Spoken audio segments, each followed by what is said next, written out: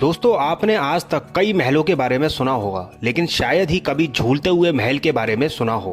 तो आज हम आपको मध्य प्रदेश के एक झूलते हुए महल के बारे में बताने जा रहे हैं। यहाँ मांडू में एक झूलता हुआ महल है जिसे हिंडोला महल भी कहते हैं। यह मांडू की शाही इमारतों में से एक है। इसे होसांग शाह के शासनकाल में बनवाया गया था। इस महल को दरबार के लिए इस्तेमाल किया जाता था, जहां राजा बैठकर अपनी प्रजा की समस्याओं को भी सुनते थे। दोस्तों, हिंडोला महल का वैसे तो शाब्दिक अर्थ होता है झूलती जगह।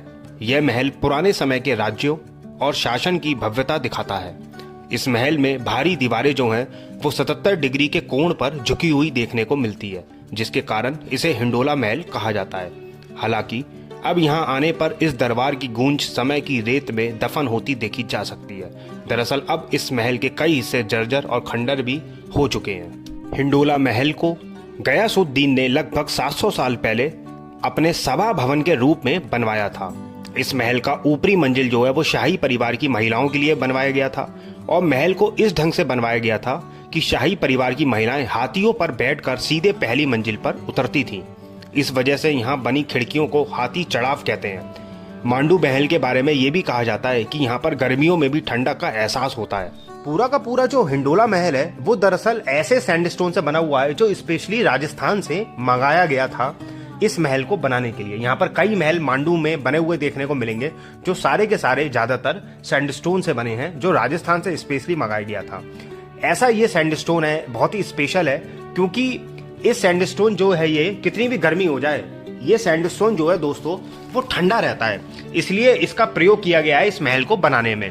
मध्य प्रदेश के मांडू के काफी ऊंची स्तर पर ये जो महल है वो बना हुआ है। यहाँ पर गर्मी काफी ज्यादा पड़ती है, तो सैंडस्टोन, इसलिए ये वाला सैंडस्टोन का प्रयोग किया गया है ताकि ये महल के अंदर हमेशा ठंडक बनी रहे।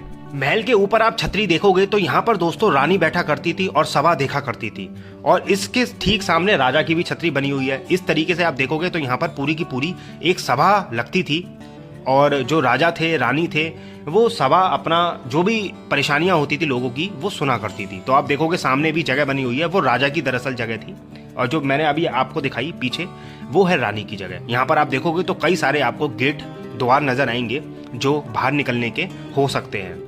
हिंडोला महल का मैं आपको पिछला हिस्सा दिखा रहा हूँ। आप पिछला हिस्सा देखोगे तो ये पीछे का हिस्सा है दोस्तों। पूरा का पूरा आप देखोगे बहुत ही खूबसूरत आपको देखने में लगेगा, और ये भी आपको देखने में लगेगा जैसे अभी गिर जाएगा। झूलता हुआ ये महल है।